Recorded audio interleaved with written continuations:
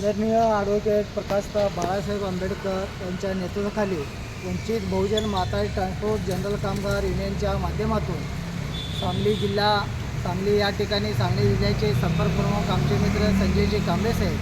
त्याचप्रमाणे सांगली मिरज हॉस्पिटलमधील न्यायालयीन बदली कर्मचारी यांच्या संदर्भात अनेक वर्ष 25-30 वर्ष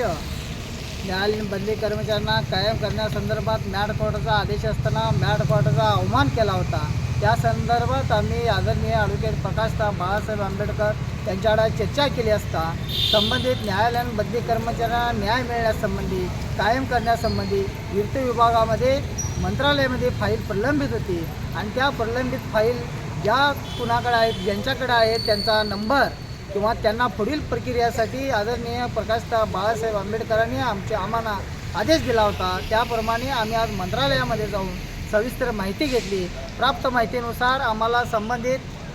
वित्त विभागाकडून समजण्यात आलं की संबंधित न्यायालयीन बदली कर्मचाऱ्यांना कायम करण्यासंबंधी त्या ठिकाणी फाईल जी प्रलंबित आहे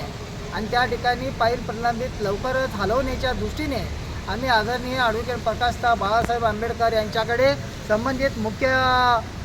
जे सचिव असतील, उपसचिव असतील, त्यांचं नाव आणि मोबाईल नंबर आम्ही त्यांच्याकडे दिलेला आहे। लवकरच आदरणीय ॲडव्होकेट प्रकाशराव बाळासाहेब आंबेडकर आम्हाला पुढील आदेश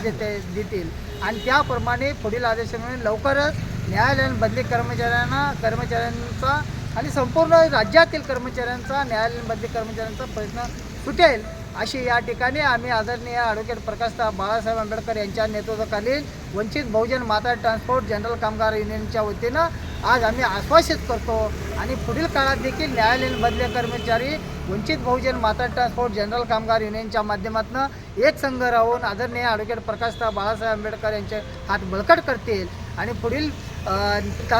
लवकरच या न्यायालयीन बदली कर्मचाऱ्यांना न्याय मिळेल अशी या ठिकाणी आम्ही घोषणा करतो आणि या ठिकाणी थांबतो।